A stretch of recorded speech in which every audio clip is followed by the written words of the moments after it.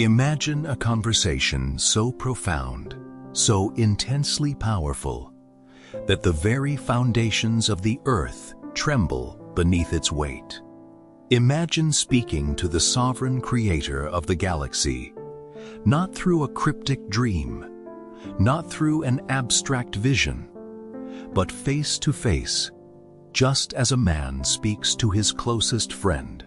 In the vast tapestry of human history, the gap between the divine and the mortal has always seemed infinite. We look at the stars, we feel the thunder, and we realize how small we are.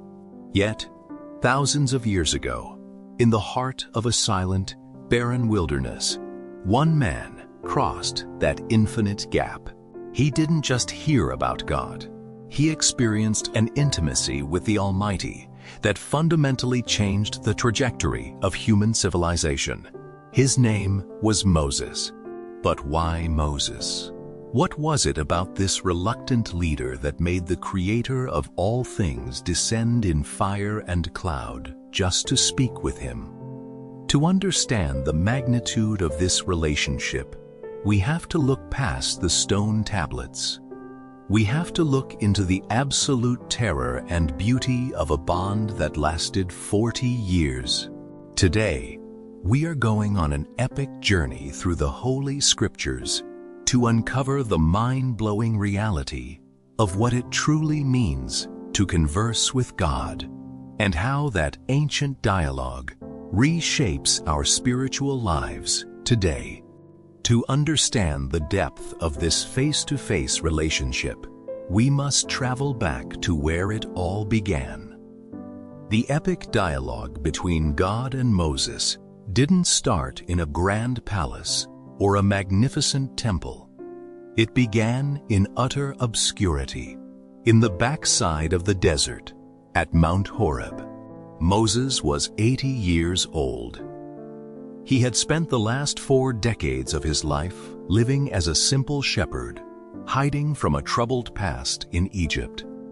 He thought his life story was essentially over, but God had other plans.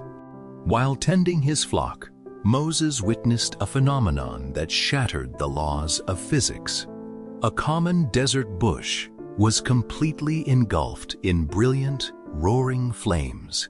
Yet the leaves remained green, moist, and entirely untouched by the fire. Driven by curiosity, Moses walked closer, and it was from the midst of this burning bush that the voice of the living God called his name, Moses, Moses. This was the first time Moses heard the voice of Yahweh. It was a terrifying, holy moment. God commanded him to take off his sandals, for the ground he stood on was holy. In this initial conversation, God revealed his eternal name, I am who I am. This wasn't a temporary meeting. The scriptures reveal that this burning bush was just the opening chapter of a profound 40-year conversation. From that moment on, through every crisis, victory and failure, Moses would never walk alone again. The voice that spoke from the fire became his constant guide. Armed only with the words spoken to him in the desert, Moses returned to Egypt, the most powerful empire on earth at the time. He stood before Pharaoh, a ruler who considered himself a living God on earth. When Moses delivered the divine message, "Let my people go," Pharaoh scoffed, asking, "Who is the Lord that I should obey his voice?" Pharaoh was about to find out. What followed was a supernatural duel of cosmic proportions.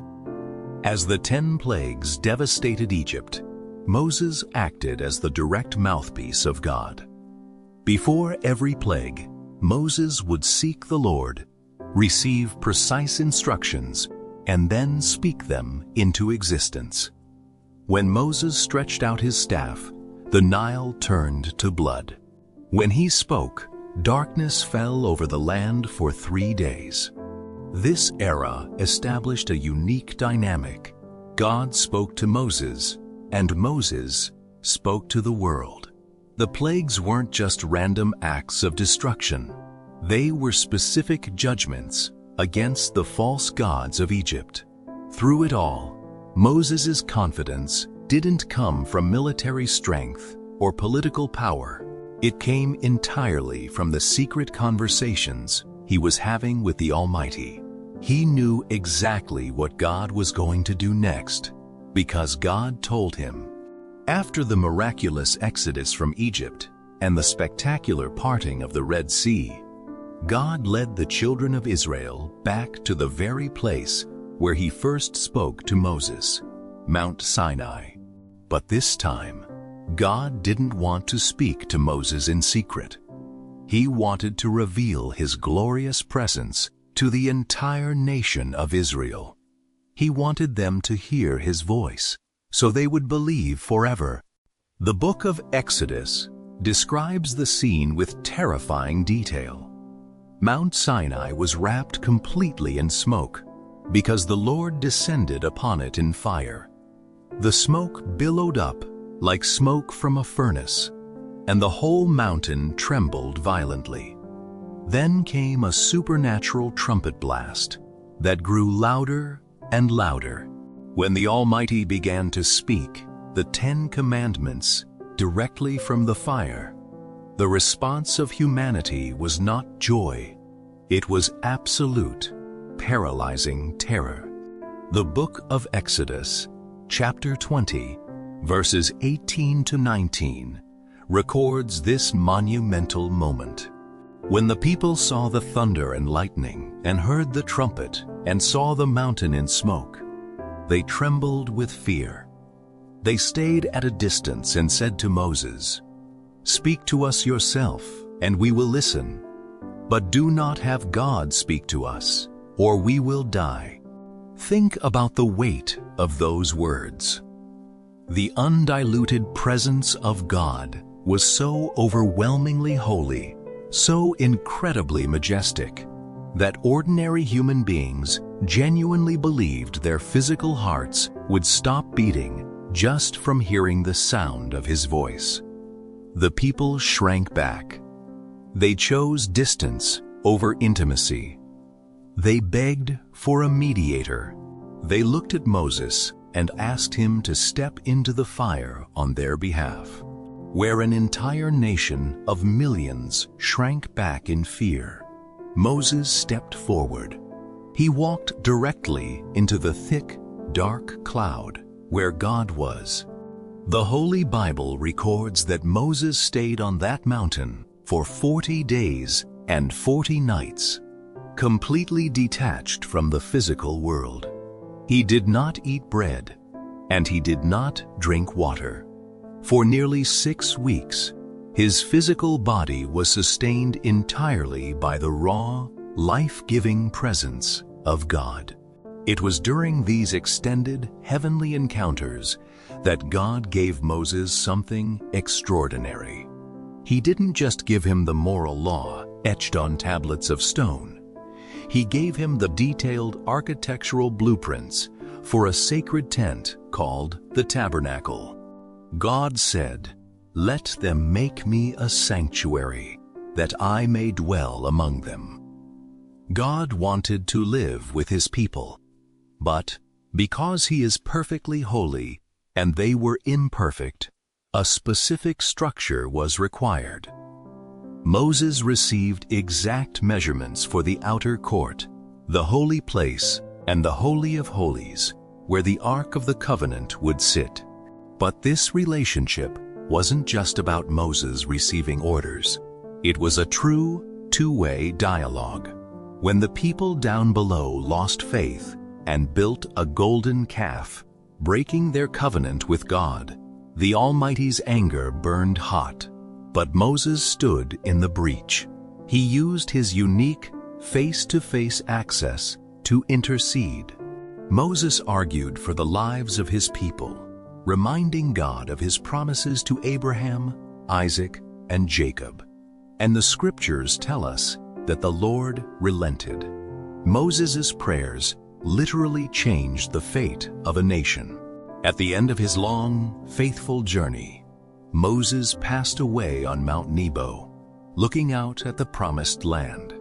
When the writers of Scripture looked back at his incredible legacy, they summarized his life with one definitive statement. In Deuteronomy chapter 34, "And there arose not a prophet since in Israel, like unto Moses, whom the Lord knew face to face." What a beautiful, haunting epitaph. Out of all the kings, prophets, and warriors that followed, Moses stood unique because of his intimacy with the Creator. Living in our busy modern world, we might look at this story and feel a profound sense of distance. We don't see a physical burning bush in our yards. We don't stand at the foot of a smoking Mount Sinai. And we don't have the unique historical privilege of speaking to God face to face, exactly like Moses did. But does that mean the conversation has stopped? Does it mean God has grown quiet? Absolutely not. When Jesus Christ died on the cross, the heavy veil inside the temple, the very veil that kept people separated from the Holy of Holies, was torn in half from top to bottom. What Moses had to climb, a terrifying, dangerous mountain to experience, we can now access right in our own homes. Prayer is the divine bridge that fills the gap. Prayer is your absolute, blood-bought permission to speak directly to the King of Kings. When you close your eyes and pray from a sincere heart, you aren't just sending empty words into the ceiling. You are stepping right into the exact same divine presence that Moses stood in. The distance is gone. The line is completely open.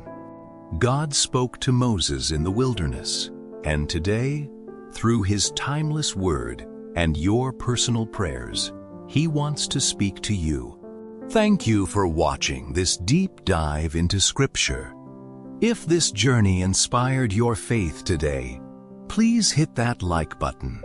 Subscribe to our channel for more deep biblical storytelling. Share with your beloved three wands, and let us know in the comments below. How do you build intimacy with God in your own daily prayer life? Until next time, stay blessed and keep seeking His face.